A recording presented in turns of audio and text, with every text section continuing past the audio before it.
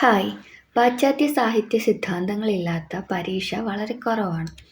HSA ആയാലും part time HSA ആയാലും HSST ആയാലും പാശ്ചാത്യ സാഹിത്യ സിദ്ധാന്തങ്ങളിൽ നിന്ന് സ്ഥിരമായിട്ട് ക്വസ്റ്റ്യൻ ഉണ്ടാവുകയും ചെയ്യും. വളരെ വേഗത്തിൽ നമുക്ക് സ്കോർ ചെയ്യാനും പറ്റുന്ന ഒരു ഏരിയയാണ് പാശ്ചാത്യ സാഹിത്യ സിദ്ധാന്തം. 1-2 ക്വസ്റ്റ്യൻസ് ഞാൻ നിങ്ങളെ പരിചയപ്പെടുത്താം. ഒന്നാമത്തെ ക്വസ്റ്റ്യൻ ഒരു പുസ്തകത്തിൻ്റെ പേരാണ്. Thinking about women. ആരെഴുതിയതാണ്? Question number 2, simulacra. ഈ പേര് ആര് നൽകിയതാണ്? ക്വസ്റ്റ്യൻ നമ്പർ 3, ഉത്തരാധുനികത, വർത്തമാനവും വംശാവലിയും ആരുടേതാണ്? സ്ത്രീയുടെ സർഗാത്മക എഴുത്തിനെ ഗൈനോ ടെക്സ്റ്റ് എന്ന് വിളിച്ചതാരാണ്? ഇതിൻ്റെയൊക്കെ ഉത്തരം നിങ്ങൾക്കറിയാവോ? ഞാനീ പറഞ്ഞ ചോദ്യങ്ങളിൽ ചിലതൊക്കെ കഴിഞ്ഞ പാർട്ട് ടൈം HSAക്കൊക്കെ വന്നതാണ്. അപ്പോൾ ഇത്തരത്തിൽ മാറിയ രീതിക്കനുസരിച്ച് വേണം നമ്മുടെ പഠനം ഇനി മുന്നോട്ട് പോകാൻ. അതിനുതകുന്ന തരത്തിലുള്ള കുറച്ച് ടോപ്പിക്സാണ് നിങ്ങളെ പരിചയപ്പെടുത്തുന്നത്. പാശ്ചാത്യ സാഹിത്യ ദർശനത്തിൽ നമുക്കറിയാം, നമ്മൾ ആദ്യം പഠിച്ചു തുടങ്ങുന്നത് പ്ലേറ്റോ, അരിസ്റ്റോട്ടിലൊക്കെയാണ്. പക്ഷേ ഇന്ന് ഞാൻ പറയാൻ പോകുന്നത് സ്ത്രീവാദത്തെക്കുറിച്ചാണ്, ഫെമിനിസ്റ്റ് ക്രിറ്റിസിസത്തെക്കുറിച്ച്. ഞാനിതിൻ്റെ നോട്ട്സ് പ്രധാനമായിട്ടും പാശ്ചാത്യ സാഹിത്യ ദർശനങ്ങൾ, നിലയ്ക്കൽ മുരളീധരൻ സാറിൻ്റെ പാശ്ചാത്യ സാഹിത്യ ദർശനങ്ങൾ എന്ന ടെക്സ്റ്റിനെ ആസ്പദമാക്കിയിട്ടുള്ള നോട്ട്സാണ്. പിന്നെ കുറച്ചൊക്കെ നെറ്റിൽ നിന്നും വിക്കിപീഡിയയുടെ സഹായത്തോടു കൂടിയൊക്കെ ഡൗൺലോഡ് ചെയ്തതുമുണ്ട്. അപ്പോൾ നമുക്ക് ക്ലാസ്സിലേക്ക് പോവാം. സ്ത്രീവാദ കാവ്യശാസ്ത്രം. ഓക്കെ, നമ്മൾ ആദ്യം ഓർക്കേണ്ട പേര് വിർജീനിയ വൂൾഫിൻ്റെയാണ്. വിർജീനിയ വൂൾഫിൻ്റെ കൃതി ഏതാണ്? A room of one's own. A room of one's own, Virginia Woolf. Virginia വൂൾഫിൻ്റെ പ്രത്യേകത എന്താണെന്ന് ചോദിച്ചാൽ, പിതൃഭരണ വ്യവസ്ഥയ്ക്കെതിരായ ഒരു സൈദ്ധാന്തിക പ്രക്ഷോഭമാണ് സ്ത്രീവാദപരമായ നിരൂപണം എന്ന് അഭിപ്രായപ്പെട്ടത് വിർജീനിയ വൂൾഫാണ്. അപ്പോൾ വിർജീനിയ വൂൾഫിൻ്റെ കൃതി ഓർക്കുക, a room of one's own. അത് കഴിഞ്ഞിട്ട് നമുക്ക് വരുന്ന ആളാണ് എലൈൻ ഷോവാൾട്ടർ. എലൈൻ ഷോവാൾട്ടർ ആണ് 2 തരത്തിലുള്ള സ്ത്രീ വിമർശനങ്ങളെക്കുറിച്ച് പറയുന്നത്. അതായത് സ്ത്രീയെ വായനക്കാരിയായി നിരീക്ഷിക്കുന്ന ആദ്യ മേഖല, അതിനെയാണ് സ്ത്രീവാദ വിമർശനം എന്ന് ഷോവാൾട്ടർ വിളിക്കുന്നത്. 2ാം ഘട്ടം എന്ന് പറയുന്നത് സ്ത്രീ എഴുത്തുകാരിയായിട്ട് മാറുന്നത്. ഓക്കെ, ഈ 2ാം മുഖത്തിന് അവർ പേരിടുന്നത് ഗൈനോ ക്രിട്ടിക് എന്നാണ്. ഗൈനോ ക്രിട്ടിക് മലയാളത്തിൽ പ്രസൂതികാ വിമർശനം എന്ന് പറയുന്നുണ്ട്.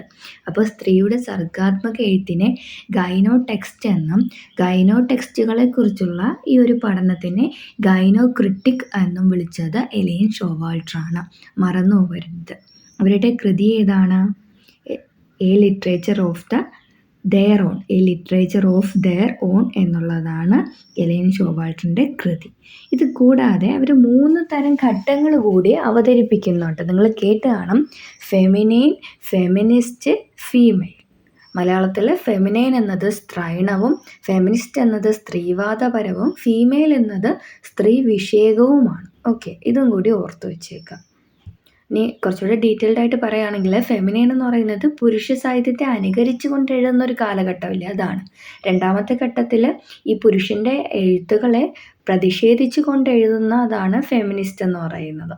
ഫീമെയിൽ ആകുമ്പോൾ, സ്ത്രീ വിഷയകമാകുമ്പോഴേക്കും അവരുടെ സ്വത്വം വെളിപ്പെടുത്തുന്ന രീതിയിൽ, എഴുത്തുകാരികൾ സ്വന്തം സ്വത്വം വെളിപ്പെടുത്തുന്ന തരത്തിൽ രചനകൾ നടത്തുന്നു. അപ്പോൾ എലൈൻ ഷോവാൾട്ടറിനെ കുറിച്ച് ഇത്രയുമേ ഉള്ളൂ. ഇത് നിങ്ങൾ ഓർത്ത് വെച്ചേക്കുക, മറന്നു പോകരുത്. ഈ ഗൈനോ ക്രിട്ടിക്കിനെ കുറിച്ചാണ് പാർട്ട് ടൈം HSAക്ക് ഒരു ക്വസ്റ്റ്യൻ വന്നത്. അടുത്ത ആൾ ബെറ്റി ഫ്രൈദാൻ ആണ്. ബെറ്റി ഫ്രൈദാൻ.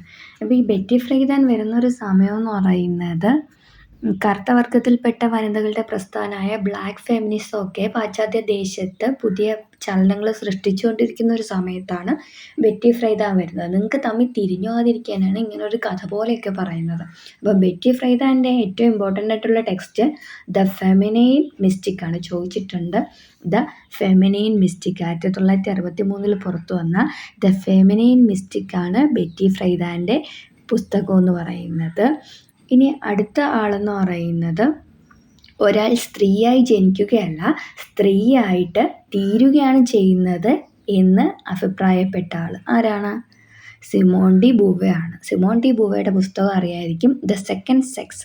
സിമോൺ ഡി ബൂവയാണ് പറയുന്നത് സ്ത്രീയായിട്ട് മാറപ്പെടുകയാണ് ചെയ്യുന്നതെന്ന്. ദ സെക്കൻഡ് സെക്സ് എഴുതിയ സിമോൺ ഡി ബൂവ. ഓക്കെ, ഇനി വേറെ ഇമ്പോർട്ടൻ്റ് ആയിട്ടുള്ള കാര്യമാണ് സ്ത്രീ അവളുടെ ശരീരത്തെ എഴുത്തിലേക്ക് പ്രവേശിപ്പിക്കണം എന്ന് പറഞ്ഞത്. ആരാണ്? സ്ത്രീ അവളുടെ ശരീരത്തെ എഴുത്തിലേക്ക് പ്രവേശിപ്പിക്കണം എന്ന് പറയുന്നത് ഹെലൻ സിക്സു ആണ്. ഹെലൻ സിക്സു. ഫെമിനിസം എന്ന പദം ആദ്യമായിട്ട് ഉപയോഗിച്ചതും ഹെലൻ സിക്സു ആണെന്ന് പറയുന്നു. കൂടെ ഒരാളും കൂടെ ഉണ്ട്, അത് ലൂസ് ഇറിഗാരിയാണ്. അപ്പം ഹെലൻ സിക്സു പറയുന്നത് സ്ത്രീ അവളുടെ ശരീരത്തെ എഴുത്തിലേക്ക് പ്രവേശിപ്പിക്കണമെന്നാണ്. അപ്പോൾ ഈ ഹെലൻ സിക്സുവും ലൂസ് ഇറിഗാരിയും കൂടെ ചേർന്നാണ് ഫെമിനിസം എന്ന പദം ആദ്യമായിട്ട് ഉപയോഗിച്ചതെന്ന് പറയുന്നു. മലയാളത്തിൽ ആരാണ് ഉപയോഗിച്ചത്? മലയാളത്തിൽ സച്ചിദാനന്ദനാണ്. എവിടെയാണ്? നമ്മുടെ സാറാ ജോസഫിൻ്റെ പാപത്തറ എന്ന് പറയുന്ന കഥാസമാഹാരത്തിന് എഴുതിയ അവതാരികയിലാണ് പെണ്ണെഴുത്ത് എന്നുള്ള പദം, ഫെമിനിസം എന്നുള്ള പെണ്ണെഴുത്ത് എന്ന പദം ആദ്യമായിട്ട് സച്ചിദാനന്ദൻ ഉപയോഗിക്കുന്നത്. ആ അവതാരികയുടെ പേര് മുടിത്തയ്യ മുറയുമ്പോൾ എന്നുള്ളതാണ്. ഓക്കെ, അപ്പോൾ നമുക്ക് വീണ്ടും തിരിച്ചു വരാം. ഈ ഫെമിനിസം എന്ന് പറഞ്ഞ പേര് കൊടുത്തത് ഹെലൻ സിക്സും ലൂസ് ഇറിഗാരിയാണെന്ന് പറഞ്ഞു. ഓക്കെ, അങ്ങനെയാണെങ്കിൽ സ്ത്രീ പ്രസ്ഥാനത്തിന് വുമണിസം എന്ന പേര് നൽകിയത് ആരാണെന്ന് അറിയുമോ? വുമണിസം ആലിസ് വാക്കറാണ്. വുമണിസം എന്ന പേര് കൊടുത്തത് ആലിസ് വാക്കറാണ്. ഓക്കെ, അടുത്തൊരു ക്വസ്റ്റ്യൻ കൂടെ പറയാം. ഇക്കോ ഫെമിനിസം എന്ന പേര് കൊടുത്ത ആരാ? ഫ്രാൻസിസ് ദ യൂബോൺ ആണ്. ഫ്രാൻസിസ് ദ യൂബോൺ ആണ് എക്കോ ഫെമിനിസം എന്നുള്ള പേര് കൊടുക്കുന്നത്. ഓക്കെ, ഇത്രയും നിങ്ങൾ ഓർത്ത് വച്ചേക്കുക. ഹെലൻ സിക്സും ലൂസ് ഇറിഗാരിയും കൂടെയാണ് ഫെമിനിസം എന്ന പദം ആദ്യം ഉപയോഗിച്ചതെന്ന് പറഞ്ഞില്ലേ? അതുപോലെ തന്നെ 1872 അലക്സാണ്ടർ ഡ്യൂമാസ് ആണ് ഫെമിനിസം എന്ന വാക്ക് രൂപപ്പെടുത്തിയത് എന്ന് നമുക്ക് ഇൻ്റർനെറ്റിൽ കാണാം. ആരാണ്? അലക്സാണ്ടർ ഡ്യൂമാസ് ആണ് ഫെമിനിസം എന്ന വാക്ക് രൂപപ്പെടുത്തിയതെന്ന്. അപ്പോൾ നമ്മൾ ക്വസ്റ്റ്യൻ നന്നായിട്ട് വായിക്കുക, ഓപ്ഷൻ നന്നായിട്ട് വായിക്കുക, ആൻസർ ചെയ്ത. ഫെമിനിസം എന്ന വാക്ക് രൂപപ്പെടുത്തിയത് അലക്സാണ്ടർ ഡ്യൂമാസ് ആണെന്നും ഫെമിനിസം എന്ന പദം ആദ്യമായിട്ട് ഉപയോഗിച്ചത് ഹെലൻ സിക്സും ലൂസ് ഇറിഗാരി തുടങ്ങിയവരായിരുന്നു എന്നൊക്കെ പറയുന്നുണ്ട്. ഓക്കെ, ഇനി വിവിധതര ഫെമിനിസത്തെക്കുറിച്ചാണ് പറയുന്നത്. അതായത് ലിബറൽ ഫെമിനിസം, റാഡിക്കൽ, അങ്ങനെ കുറേ ഉണ്ട്. ഇതിൽ നമുക്ക് ആദ്യം നോക്കാം ലിബറൽ ഫെമിനിസം. എന്താണ്? നിലവിലുള്ള ജീവിത സാഹചര്യങ്ങളിൽ പുരുഷന് എന്നതുപോലെ തന്നെ നീതിയും സ്വാതന്ത്ര്യവും സ്ത്രീകൾക്കും കിട്ടണം. പുരുഷന് കിട്ടുന്ന നീതിയും സ്വാതന്ത്ര്യവും സ്ത്രീക്കും കിട്ടണം. അതാണ് ലിബറൽ. റാഡിക്കൽ ആകുമ്പോഴോ പുരുഷാധികാര വ്യവസ്ഥയിലെ ലിംഗാധിഷ്ഠിത സമീപനത്തെ നിശിതമായി വിമർശിക്കുന്നതാണ് റാഡിക്കൽ ഫെമിനിസം. അപ്പോൾ ലിബറലിൽ അവർക്ക് കിട്ടുന്നത് നമുക്കും കിട്ടണമെന്ന് പറയുന്നതേ ഉള്ളൂ. റാഡിക്കൽ വരുമ്പോഴത്തേന് ശക്തമായിട്ട് ഇതിനെ വിമർശിക്കുന്നു. പുരുഷാധികാര വ്യവസ്ഥയിലെ ലിംഗാധിഷ്ഠിത സമീപനത്തെ, ആൺ പെണ്ണ് എന്നുള്ള വേർതിരിവിനെ നിശിതമായിട്ട് വിമർശിക്കുന്ന ഒന്നാണ് റാഡിക്കൽ ഫെമിനിസം. മാർക്സിസ്റ്റ് ഫെമിനിസത്തിലേക്ക് വരുമ്പോൾ സ്വാതന്ത്ര്യം, സമത്വം, ചൂഷണത്തിൽ നിന്നുള്ള മോചനം എന്നിങ്ങനെയുള്ള മാർക്സിസ്റ്റ് പ്രത്യയശാസ്ത്രങ്ങൾക്ക് അധിഷ്ഠിതമായിട്ടുള്ള ഒരു ഫെമിനിസമാണ് നമുക്ക് കാണാൻ കഴിയുന്നത്. പിന്നെ സോഷ്യലിസ്റ്റ് അറിയാലോ. സോഷ്യലിസ്റ്റ് എന്ന് പറയുമ്പോൾ എല്ലാവരെയും വ്യക്തിബന്ധത്തിലും കുടുംബജീവിതത്തിലും ഒക്കെ സ്ത്രീ അനുഭവങ്ങളെ അടയാളപ്പെടുത്തുന്ന ഒന്നാണ്. ദളിതാകുമ്പോൾ അറിയാലോ, ദളിത് ജാതീയമായിട്ടുള്ള അടിച്ചമർത്തലുകളും വർഗപരവും വർണ്ണപരവുമായിട്ടുള്ള മാറ്റി നിർത്തലുകളും എല്ലാം ഒരു സ്ത്രീ എന്ന രീതിയിലും അതുപോലെ തന്നെ ജാതിയുടെ പേരിലൊക്കെ അനുഭവിക്കേണ്ടി വരുന്ന ബുദ്ധിമുട്ടുകൾ വരുന്നുണ്ട്. പാരിസ്ഥിതികം എന്ന് പറയുമ്പോൾ സ്ത്രീയെ പരിസ്ഥിതിയുമായി ബന്ധപ്പെടുത്തുന്നു. അപ്പം ഞാൻ ചോദിക്കട്ടെ, ആരാണ് പാരിസ്ഥിതിക ഫെമിനിസം എന്നുള്ളത് ആദ്യമായിട്ട് പ്രയോഗിക്കുന്നത്? 1974 ഫ്രഞ്ച് എഴുത്തുകാരിയായ ഫ്രാൻസ്വാ ദ യൂബോൺ ആണ്. മറന്നു പോകരുത്, ഇത് ചോദിച്ചിട്ടുണ്ട്. സ്ത്രീവാദം ഏറ്റവും ഇമ്പോർട്ടൻ്റ് ആയിട്ടുള്ള ക്വസ്റ്റ്യൻസ് ഇത്രയൊക്കെ തന്നെയാണ്. ഇനി കുറച്ച് കൃതികളുടെ പേരാണുള്ളത്. ദ ഡയലറ്റിക് ഓഫ് സെക്സ് കേട്ടിട്ടുണ്ടോ? ദ ഡയലറ്റിക് ഓഫ് സെക്സ്, അത് ഷൂലാമിത്ത് ഫയർസ്റ്റോണിൻ്റെയാണ്. നമ്മൾ ആദ്യം പറഞ്ഞതൊന്നും മറക്കരുത്. A room of one's own ആരുടെയാ? Virginia Woolf. The feminine mystique ആരുടെയാ? Betty Friedan. A literature of their own Elaine Showalter. Sexual politics Kate Millett. പലതവണ ചോദിച്ചിട്ടുണ്ട് സെക്ഷുവൽ പൊളിറ്റിക്സ് കേറ്റ് മില്ലറ്റ്.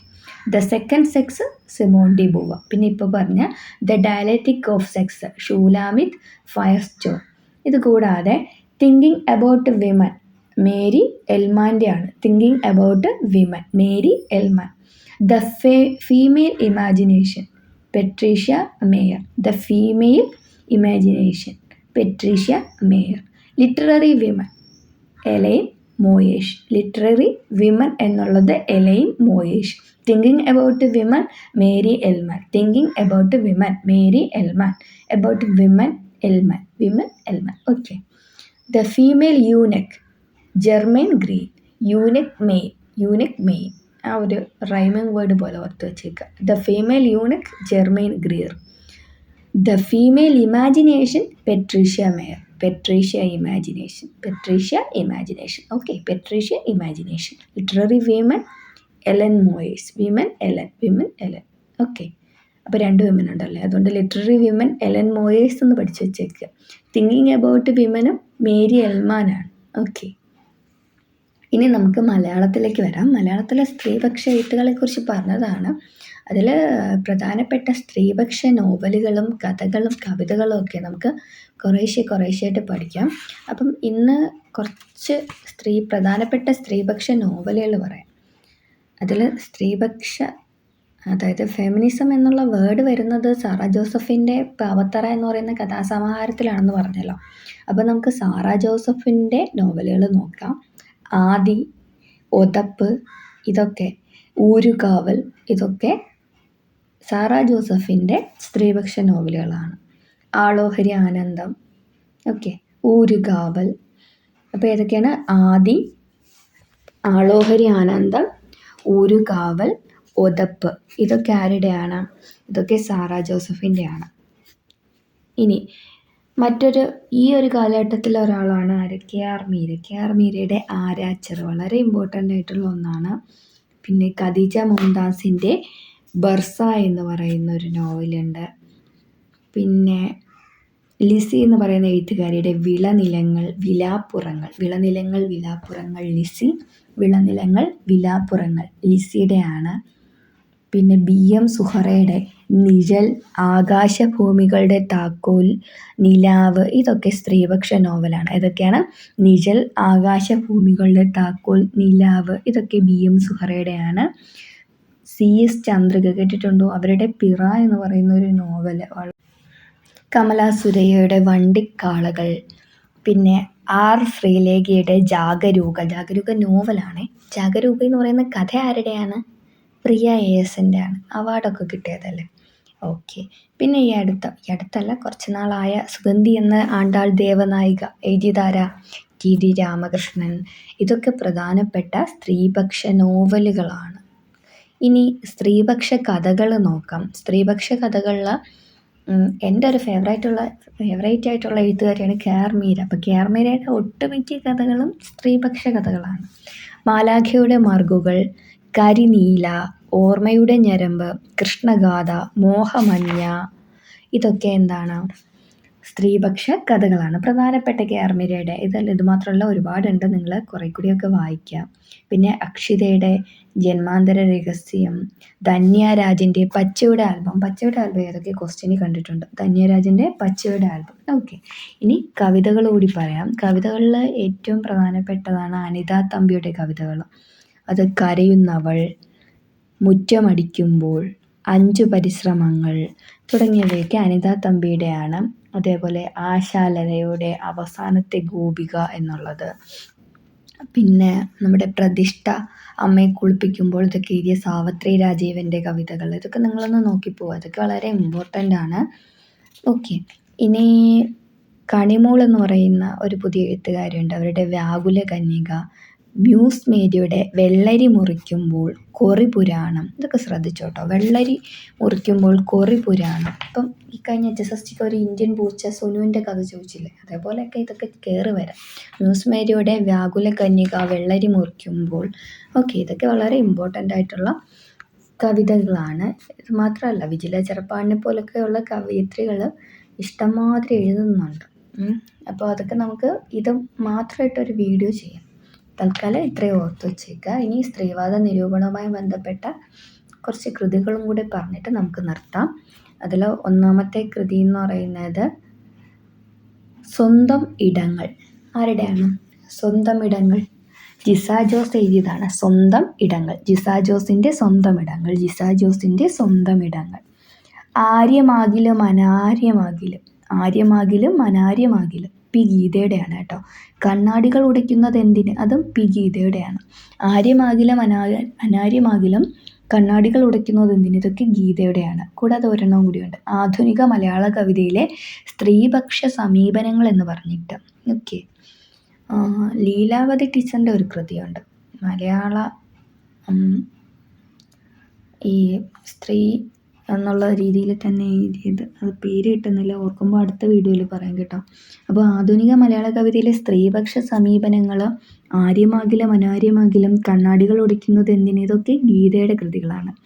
ഇനി പെൺവിനിമയങ്ങൾ ശാരദക്കുട്ടിയുടെയാണ്. പെൺവിനിമയങ്ങൾ. സ്വന്തം ഇടങ്ങൾ പറഞ്ഞു, ആരുടെയാ? ജിസ ജോസ്.